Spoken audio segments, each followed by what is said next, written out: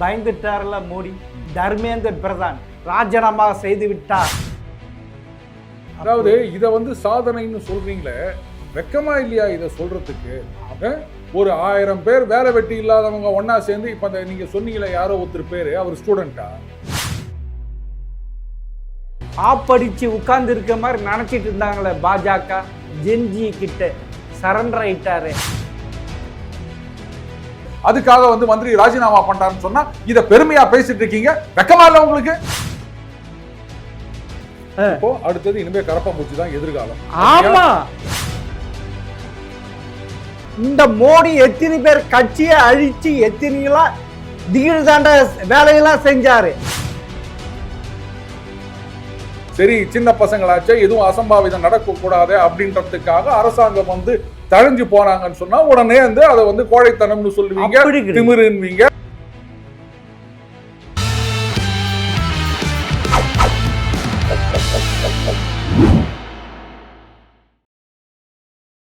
GeM TV நேயர்களுக்கு வணக்கம். Daily punch Arun அவர்கள் சந்திப்பு வாருங்கள். சார் வணக்கம். சார் வணக்கம் கண்ணன். நினைத்ததை முடிப்பவன் நான். நீங்களா? அப்படி இல்லை, கரப்பாம்பூச்சி கட்சி உருவாக்கின அப்ஜித் தீப்கே சாதிச்சிட்டாருல்ல, பயந்துட்டாருல மோடி. தர்மேந்திர பிரதான் ராஜினாமா செய்து விட்டார் கல்வித்துறை அமைச்சர் பதவியிலிருந்து. சாதனை தானே, எந்த ரத்தம் சிந்தாமல் எதுவும் சிந்தாமல் சாதித்து விட்டார். அப்போ கல்வீச்சில் பாதிக்கப்பட்ட 180 போலீஸ்காரர்கள், கையில் அடிபட்டு கட்டோட போன போலீஸ் ஆஃபீஸரு, பாதிக்கப்பட்ட பெண் பத்திரிகையாளர்கள், இதெல்லாம் என்ன கணக்கில் சேர்ப்பீங்க? அதாவது இதை சாதனைன்னு சொல்றீங்களே, வெக்கமா இல்லையா இதை சொல்றதுக்கு? ஒரு 1000 பேர் வேலை வெட்டி இல்லாதவங்க ஒன்னா சேர்ந்து இப்ப நீங்க சொன்னீங்களே யாரோ ஒருத்தர் பேரு, அவர் ஸ்டூடெண்டா? ஒட்டுமொத்த ஸ்டூடெண்ட்டுக்கு அவர் ரெப்ரசன்டேட்டிவா? யார் அவரை நியமிச்சாங்க? என்ன கட்சி அது? திடீர்னு ஏதோ கரப்பாம்பூச்சின்றாங்க, காமெடி பண்ணிட்டு இருக்காங்க. எல்லாரையும் இன்ஸ்டால உசுப்பேத்தி விட்டு அங்க போராட்டம் பண்ணிட்டு, அங்க போராட்டத்துல என்னென்னலாம் நடந்தது பாத்தீங்கல்ல? டான்ஸ் ஆடுறாங்க, அங்க இந்திய ராணுவத்தை அசிங்கமா பேசுறாங்க, இந்து கடவுள்களை அசிங்கமா பேசுறாங்க, இந்து மதத்தை அசிங்கமா பேசுறாங்க, பிரதம மந்திரிக்கு 13ஆம் நாள் காரியம் பண்றாங்க. இவங்க ஜெயிச்சுட்டாங்க அப்படின்னு குதிச்சுக்கிறீங்களே, சொல்லிக்கிறதுக்கு அசிங்கமா இல்லை உங்களுக்கு? அதாவது எங்களை யாராலும் எவராலும் அசைக்க முடியாது, இது பண்ண முடியாது. நாங்க தான் அடுத்த 25 வருஷத்துக்கு என்னது ஆப்படிச்சு உட்கார்ந்து இருக்க மாதிரி நினைச்சிட்டு இருந்தாங்களே பாஜக, இன்னைக்கு என்ன நிலைமையாச்சு பாவம். இன்னைக்கு ஒரு ஜென்ஜி கிட்ட சரண்டர் ஆயிட்டாரு மோடி அவர்கள். இது விட அசிங்கம் இல்லையா? இத சொல்றதுக்கு நீங்க தான் அசிங்கப்படணும். நான் எதுக்கு அசிங்கம் கிடையாது, புரியுதுங்களா? அதாவது ஒரு கும்பலை கூட்டி வச்சுக்கிட்டு, it is not democracy my dear Kannan, it is mobocracy. ஒரு கும்பல் கூட இருந்து கல்லெடுத்து அடிச்சு, போலீஸ்காரங்க மேல பெப்பர் ஸ்ப்ரே அடிச்சு வர பெண் பத்திரிகையாளர்கள் மீது தான் வன்முறையை கட்டவிழ்த்து விட்டுட்டு அவங்க ராஜினாமா பண்ண சொல்றாங்க. சரி, சின்ன பசங்களாச்சே ஏதாவது நடந்தா அசம்பாவிதம் நடக்க போதேன்னு சொல்லிட்டு அதுக்காக மந்திரி ராஜினாமா பண்றாருன்னு சொன்னா இத பெருமையா பேசிட்டு இருக்கீங்க, வெக்கமா இல்ல உங்களுக்கு? அதாவது இத போய் வெற்றின்னு சொல்லிட்டு இருக்கீங்க நீங்க. ஆமா, வெற்றி தான். என்ன வெற்றி? இது வெற்றி தான். அதாவது இதுவரைக்கும் மோடி அரசில் பங்கு பெற்ற அமைச்சர்கள் எந்த விதமான அழுத்தம் வந்தாலும் சரி, யாருமே ராஜினாமா செய்ய மாட்டார். ஒரே ஒரு அமைச்சர் தான் ராஜினாமா செய்திருக்கு, அக்பர். மீதி பேர் யார்? ஆய் போட, நான் அதெல்லாம் கண்டுக்க மாட்டேன் அப்படின்ட்டு 55 இன்ச்சு காரன் நடந்து போனார்ல, ஆணவமா திமுறா எல்லாம் அடங்கி போச்சு இல்ல. சரி, இப்போ அடுத்தது இனிமே கரப்பாம்பூச்சி தான் எதிர்காலம். ஆமா, சரி சரி. இதே இந்த ஜென்சி தான் தற்கூரிகள் இங்க முதலமைச்சரா இருந்தவே தோக்கடிச்சிட்டாங்க, ஜென்சி தற்கூரின்னு சொல்லிட்டு இருந்த வாயே இன்னைக்கு ஜென்சியை தூக்கி வச்சு பேசுறீங்களே, இப்படி மாத்தி மாத்தி பேசுறீங்களே, உங்களுக்கு எல்லாம் என்னன்னு பேர் வைக்கிறது? நானு அப்படி கிடையாது. நேத்து வரைக்கும் இங்க தமிழகத்துல ஜென்சி எல்லாத்தையும் தூக்கி போட்டுச்சு, தாவேக ஆட்சிக்கு வந்துச்சு, வெறும் இன்ஸ்டாகிராம பார்த்து இவங்க இந்த மாதிரி பண்ணிட்டாங்க அப்படின்னு சொல்லிட்டு இருந்த வாய் இன்னைக்கு அந்த ஜென்சிகளுக்கு ஜிங்கிச்சா கடிச்சிட்டு இருக்கீங்களே, அப்படி கிடையாது. என்னன்னு சொல்றது சார்? அவங்க ஜாலியா எடுத்துக்கிறாங்க சார். என்ன ஜாலியா எடுத்துக்கிறாங்க? அவங்க ஜாலியா நினைத்ததை எடுத்துக்கிறாங்க. முடிக்கிறாங்க சார். ஆஹா. தமிழகத்தில் அப்ப நினைத்ததை நீங்க கும்பிடுற கடவுளை அசிங்கமா பேசுவாங்க, அதை நம்ம ஜாலியா எடுத்துட்டு போனோம். நம்ம ராணுவத்தை அசிங்கமா பேசுவாங்க, ஜாலியா எடுத்துட்டு போனோம். சாணிய வாரி தலையில பூசிப்பீங்களா? யாரு? அப்படி இல்ல சார். அப்படிதான் இருக்கு நீங்க பேசுறது. நாட்டுக்கு நல்லது எது நல்லது? வரவேற்கு எது நல்லதுன்னு கேக்குறேன் நானு. இல்ல, ஒரு பாசிச பாஜக எது பாசிசம்? ஒரு எது பாசிச இப்படி மோடி அடிக்கிறது தான் வந்து பாசிசம். புரியுதுங்களா? யாரு 2002ல என்ன ஆச்சு? என்ன கோத்ராஜ் கலவரம் என்ன ஆச்சு? என்னாச்சு எனக்கு சொல்லுங்க. ஒரு சிறுபான்மை மதத்தினர் எவ்வளவு பெரிய கொடுமை நடத்தினார். அந்த ரத்தத்துல யார்? இதே தாமோதர்தாஸ் மோடி அவர்கள் தானே நடத்தினாரு. காங்கிரஸ் ஆட்சி காலத்துல அமைக்கப்பட்ட எஸ்ஐடி அவருக்கும் இதுக்கும் சம்பந்தம் இல்ல, கிளீன் சீட் கொடுத்துட்டாங்க. காஷ்மீரில் மிகப்பெரிய வெடிகுண்டு நடத்தி 42 ராணுவ வீரர்கள் பலியானார்கள் சார். அங்க பாஜக ஆதரவாளர் உள்ள போய் நுழைஞ்சிருக்கல, அவங்க அதே மேல இவங்க மேல கரை படிவதற்கு அப்படி ஒரு நாடகம் நடத்தி இருக்கலாம்ல. இதே பாஜக ஆதரவாளர் ஏபிவிபி மாணவர்கள் அமைப்பு, விஸ்வ இந்து பரிஷத் இப்படி எல்லாம் பண்ணி இருக்கலாம் சார். நீங்க சொன்ன மாதிரி பாஜகவினர் ஊடுருவி விட்டார்கள்னு சொன்னா அரவிந்த் கெஜ்ரிவால் ஏன் போலீஸ் ஸ்டேஷன்ல போய் உட்காந்துக்கின்னு அவங்களெல்லாம் ரிலீஸ் பண்ணணும்னு கெஞ்சிருந்தாரு? எப்படி அரவிந்த் கெஜ்ரிவால் பாஜகல சேர்ந்துட்டாரா, பிஹெச்பில சேர்ந்துட்டாரா, ஆர்எஸ்எஸ்ல சேர்ந்துட்டாரா? இப்ப இதுக்கு என்ன பதில் சொல்லுவீங்க?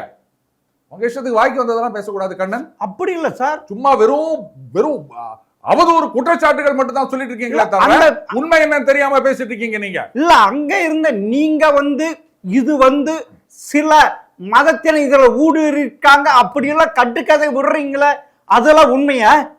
வீடியோ இருக்குது, எடுத்து பாருங்கன்னு சொல்றேன். அங்க என்ன கோஷம் போட்டிருக்காங்கன்றத நான் உங்களுக்கு காமிக்கிறேன். அப்படின்னு பெரிய கோஷம் போட்டாங்க. 13ஆம் நாள் மோடிக்கு இது, அதாவது நேபாளத்தில் என்ன நடந்தோ அதே மாதிரி நடத்தி காட்டுவோம் சொன்னாங்க. இது என்ன தப்பு? இந்த மோடி எத்தனை பேர் கட்சியை அழிச்சு எத்தனைலாம் திடீர் தாண்ட வேலையெல்லாம் செஞ்சாரு. ஒரு சொல்லுங்க பார்க்கலாம், சிவசேனாவை அழிச்சாரு, பிஜு பட்நாயக் அவரை அழிச்சியாரு. எத்தனை பேர் சார் அழிச்சாரு? சும்மாவா அழிச்சாரு?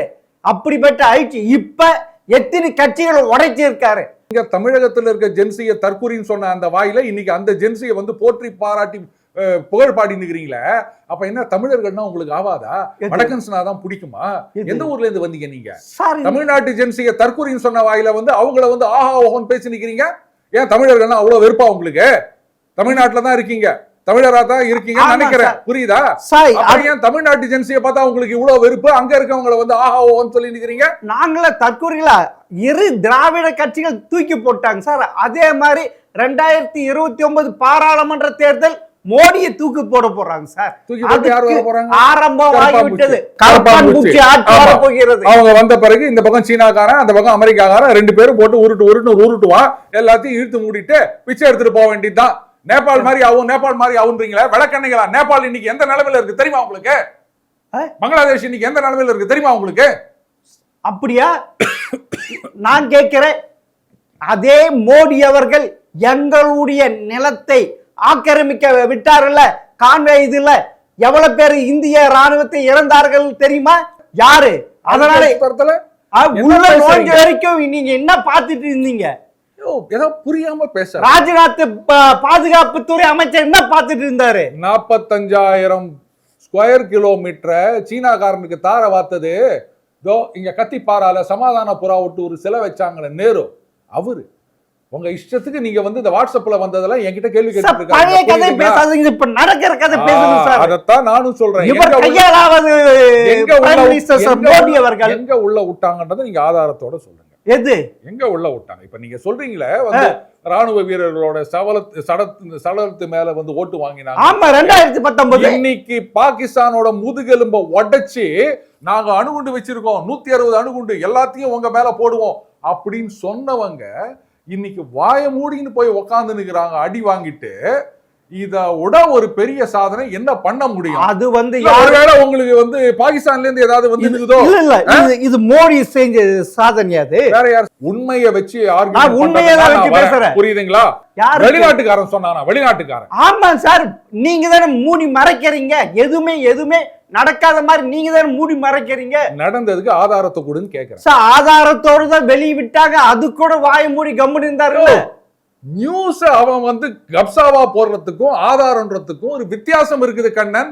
ஒரு பத்திரிகையாளர்னு சொல்லிக்கின்னு ஆதாரத்துக்கும் அவதூறு செய்தி கப்சா செய்திக்கும் வித்தியாசம் தெரியாம பேசுனீங்கன்னா நான் இங்க உட்கார்ந்து இருக்கிறதுல அர்த்தமே கிடையாது. இல்ல, ட்ரம்ப் எத்தனை முறை சொன்னார், அது வரைக்கும் வாய்மூடி மௌனமா தான் இருந்த. ஏதாவது எதிர்ப்பு தெரிவித்தார திரு மோடி அவர்கள்? சொல்லுங்க பார்க்கலாம். நான் தான் இந்த போரை முடித்து வைத்தேன், சமாதானம் செய்து வைத்தேன். எங்க போனால் சொல்லி சொல்லி சொல்லி இந்திய மக்களை தலைகுனிய வைச்சார் திரு மோடி அவர்கள். அதுக்கு எதிர்ப்பு கொடுத்தார மோடி அவர்கள்? அதாவது இன்னைக்கு நீங்க கூப்பிட்டீங்க, நான் வந்துட்டேன். அதனால நீங்க சொல்றதுக்கெல்லாம் நான் பதில் சொல்ல வேண்டியதா இருக்கு. இதே நான் வெளியில இருந்தேன்னு வச்சுக்கோங்களேன், நான் பாட்டுக்கு என்ன பண்ணிருப்பேன், ஏதோ ஒரு பைத்தியக்காரன் கத்திட்டு போறான், இதுக்கெல்லாம் நம்ம பதில் சொல்லணுமா அப்படின்னு கம்முன்னு போயிருப்பேன். புரியுதுங்களா? இதே ட்ரம்ப் சொன்னாரு, இதுக்கு பதில் என்ன கேட்டாருன்னு சொல்றீங்க. இதுக்கு அதுதான் பதில். ஒரு பைத்தியக்காரன் அப்படிதான் உளறிட்டு போவான். அதுக்கெல்லாம் நம்ம பதில் சொல்லிட்டு இருக்கணும் அப்படின்ற அவசியம் கிடையாது.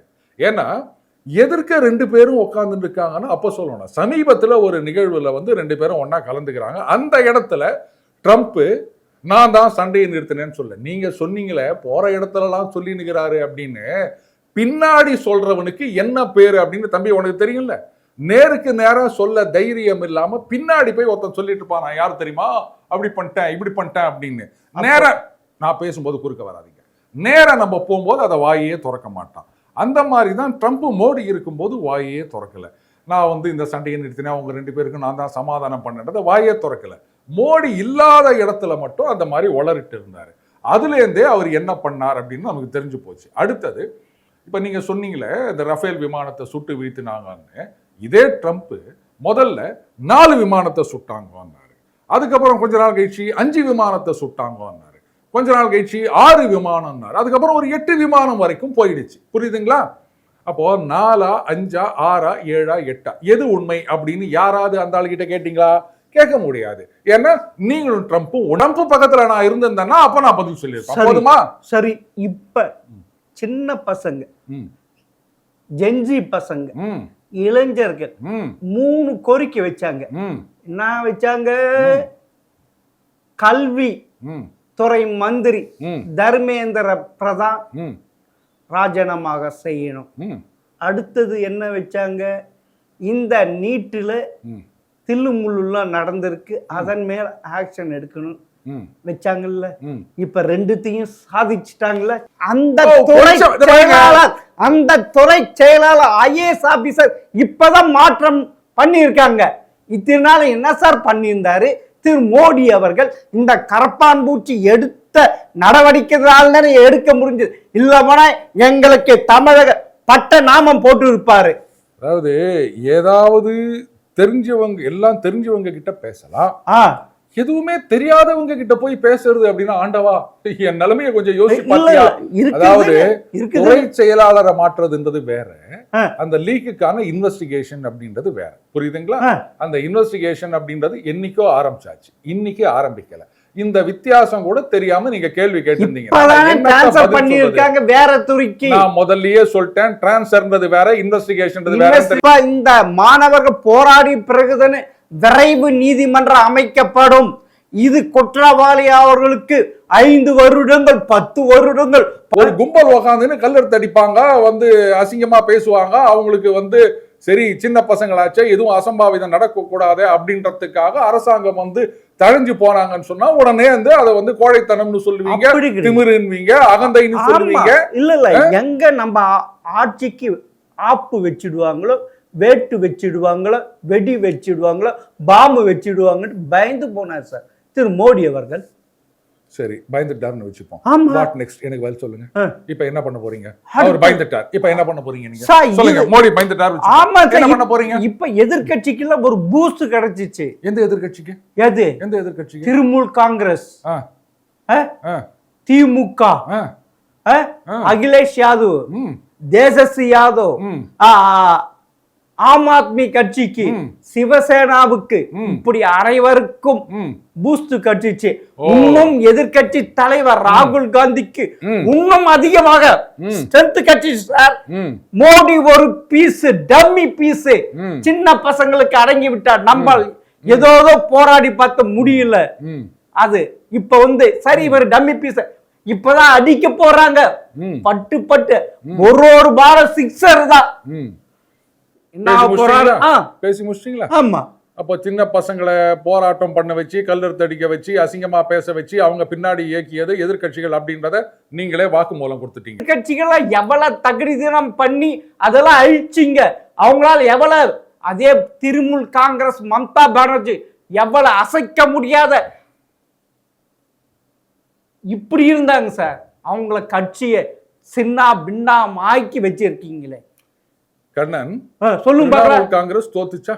ஆமாங்க சார். தோத்த பிறகு அந்த எம்எல்ஏக்கெல்லாம் வெளில வந்தாங்களா? எம்பிக்கெல்லாம் வெளில வந்தாங்களா? ஆமா. அப்ப தோத்த பிறகுதான் இது நடக்குது. ஆமா.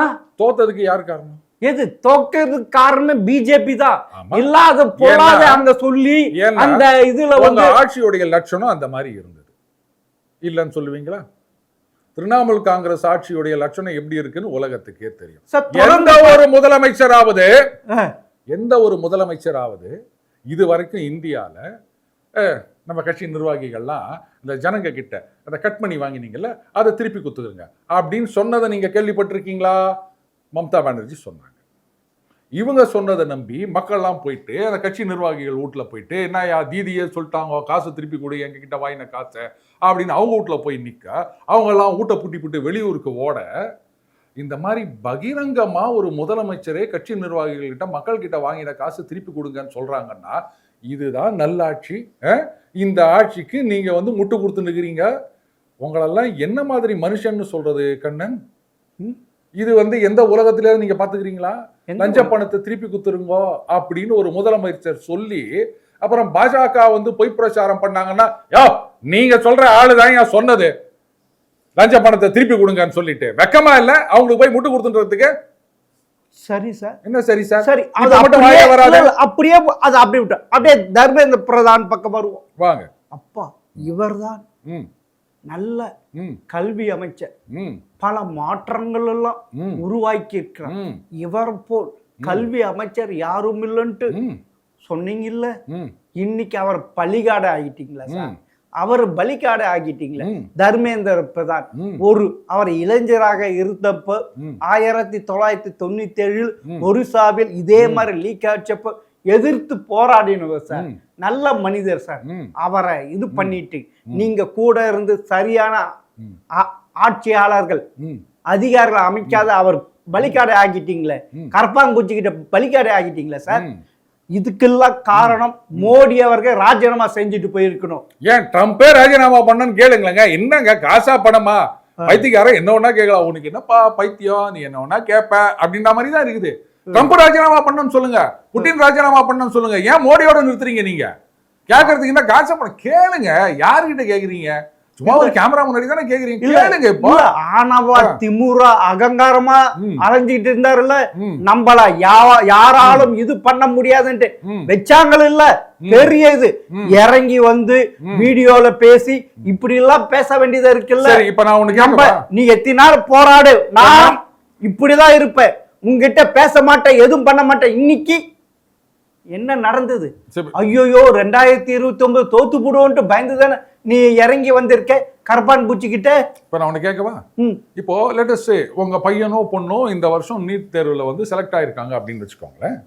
இந்த போராட்டத்துல கலந்துட்ட ஒரு பெண் என்ன சொன்னாங்க, செலக்ட் ஆனவங்க எல்லாம் எப்படி செலக்ட் ஆனாங்க அப்படின்றத பத்தி ஒரு பெண் பேசுற பேச்சா அப்படின்னு நான் கூசுற விதத்துல அந்த செலக்ட் ஆன மாணவர்களுடைய தாய் அப்புறம் தமக்கைகள் உறவினர்கள் அவங்களெல்லாம் அந்த அளவுக்கு அசிங்கப்படுத்தி பேசினாங்க.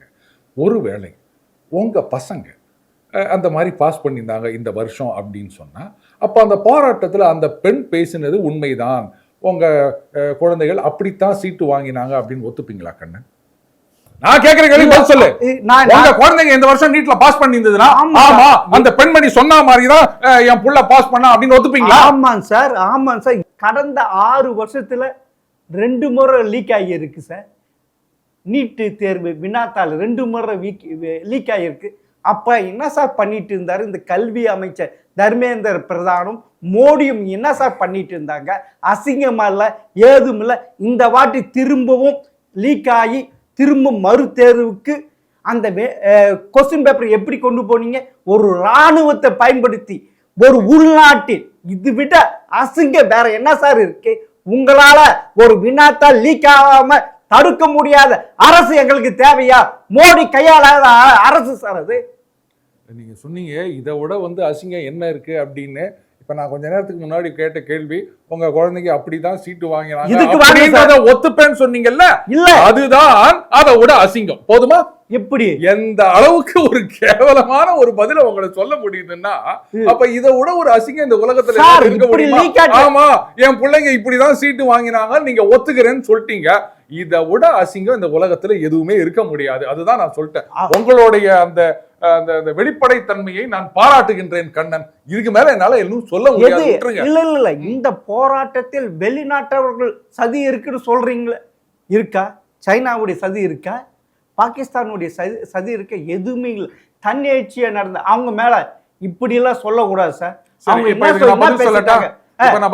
ஆசாத்து என்னன்னு சொன்னாங்க. இப்ப நான் பதில் சொல்லட்டா? சொல்லுங்க சார். இந்த போராட்டத்துக்கு ஒரு சில நாட்களுக்கு முன்னாடி சைனீஸ் எம்பசிக்கு கம்யூனிஸ்ட் கட்சி தலைவரும் சகாவும் கரப்பாம்பூச்சியில் இருக்கவங்களும் அங்க போயிட்டு சைனீஸ் அம்பாசிடர் அதிகாரிகளை எல்லாம் பார்த்து பேசிட்டு அவங்களோட நின்று போட்டோ எடுத்துக்கின்னு கையில ஏதோ பையெல்லாம் வேற கொடுத்துருக்காங்க. அதுக்கப்புறம் வெளில வராங்க. அந்த கம்யூனிஸ்ட் தலைவர்கிட்ட பத்திரிகையாளர்கள்லாம் போய் கேட்குறாங்க, என்ன பேசுறீங்க, ஏது பேசுறீங்க அப்படின்னா, அதெல்லாம் அவங்க கிட்ட நான் சொல்ல முடியாது அப்படின்னு சொல்லிட்டு விறுவிறுன்னு போயிடுறாரு. கரப்பாம்பூச்சிங்க அப்படியே கண்ணு காணாம ஓடி போயிடுறாங்க. எதுக்கு போனீங்க? எதுக்கையா போனீங்க? வெக்கமா இல்ல? இவர் சொல்றாரு சீனா இருக்குதான்னு.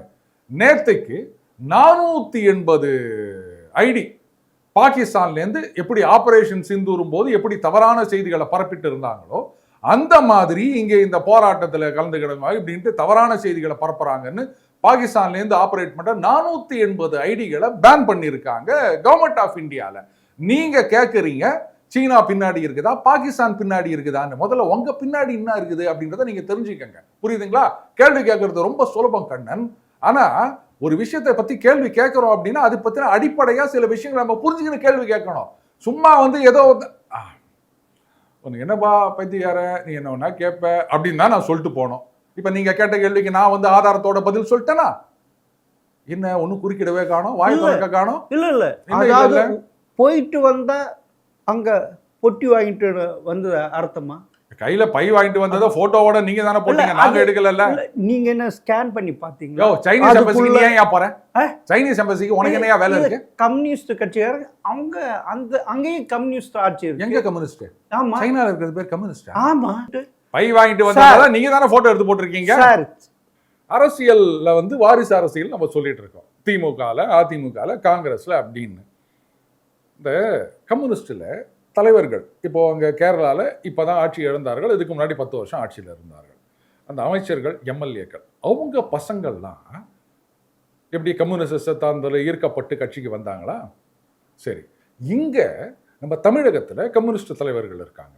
2016 காலகட்டத்தில் நினைக்கிறேன் ஒரு கம்யூனிஸ்ட் தலைவர் அந்த தேர்தல் நேரத்தில் பார்த்தீங்கன்னா ஒரு பொது உடைமை ஆக்கப்பட்ட ஒரு நேஷனலைஸ்டு பேங்க்லேருந்து ஜப்தி நோட்டீஸ் அனுப்புகிறாங்க. அவர் பேட்டி கொடுக்குறார். ஒரு எம்எல்ஏவான அரசியல்வாதியான எனக்கே இந்த நிலைமை அப்படின்னு சொன்னா அப்போ மற்ற ஏழைகளோட நிலைமை என்ன அப்படின்னு கேட்டார். சரி, எதுக்குப்பா ஜப்தி நோட்டீஸ் அப்படின்னு பார்த்தா அவருடைய குழந்தைக்காக எஜுகேஷன் லோன் வாங்கியிருக்காருங்க. அது அவங்க திருப்பி கட்டல, என்பி ஆயிடுச்சு, நான் பெர்ஃபார்மிங் அசெட் ஆயிடுச்சு, 90 நாள் டியூ வரலன்னு அவங்க நோட்டீஸ் அனுப்பிச்சிருக்காங்க. சரிங்க, பச்சாங்க, அதாவது அதுக்கு ஒரு காலகட்டம் இருக்கு, ஏதோ இத்தனை மாசத்துக்குள்ள 6 வேலை கிடைச்சதுக்குள்ள விச்சவரி சிஎல்ஏர் அவங்க பணத்தை கட்ட ஆரம்பிக்கணும் அப்படின்னு சொல்லிட்டு. சரி, இப்போ அவங்க என்ன பண்றாங்க? வேலை கிடைக்கல, கஷ்டப்படுறாங்களா? சரி, அவங்க வேலை கிடைக்கலாம்னா ஒரு எம்எல்ஏனா எவ்வளவு சம்பளம் இருக்குது? குறுக்க பேசக்கூடாது. ஒரு எம்எல்ஏனா எவ்வளவு சம்பளம் இருக்குது? அப்படி இருக்கு. அந்த பையனுக்கு வேலை கிடைக்கல, பொண்ணுக்கு வேலை கிடைக்கல அப்படின்னா அப்போ அப்பா சம்பளத்துல இருந்து கட்ட வேண்டியதானே, இதுல என்ன இருக்கு அப்படின்னா அதுக்கு ஒரு முட்டு கொடுத்தாங்க சில பேர். அப்படி இல்லைங்க, கம்யூனிஸ்ட் தலைவர்கள்லாம் அவங்க வாங்குற சம்பளத்தை அப்படியே கட்சிக்கு கொடுத்துருவாங்க. கட்சியிலேருந்து 5000 அப்போ நோ கொடுப்பாங்க. 5000 வச்சு ஒருத்தர் குடும்பம் நடத்த முடியுமா?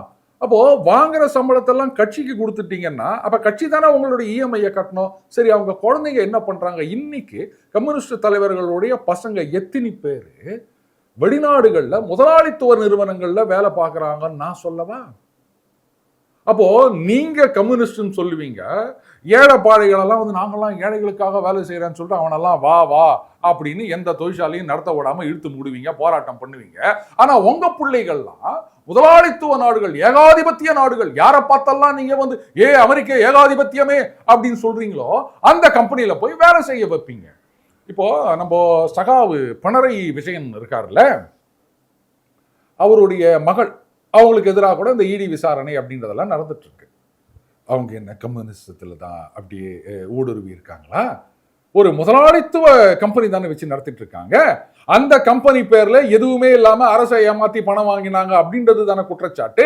நீங்க சொல்றீங்க கம்யூனிஸ்டுகள் ஏழை பங்காளர்கள் அப்படின்னு. இப்போ நீங்க வாயில வடை சொல்றதுக்கு நான் ஆதாரத்தோட எல்லாத்தையும் நான் எடுத்து வச்சுட்டேன். இதுக்கு மேலையும் நீங்க வந்து இது மாதிரி முட்டு கொடுத்துட்டீங்கன்னா உனக்கு என்னப்பா நீ என்ன பேசுவ அப்படின்ட்டு தான் போனோம். போதுமா? பார்க்கலாம் இனி மோடி ஆட்சி எப்படி போகுது, எப்படியெல்லாம் ஆடப்போகுது, எப்படியெல்லாம் தெரியல. பொறுத்து இருந்து பார்ப்போம். மிக்க நன்றி சார். மிக்க நன்றி. வணக்கம்.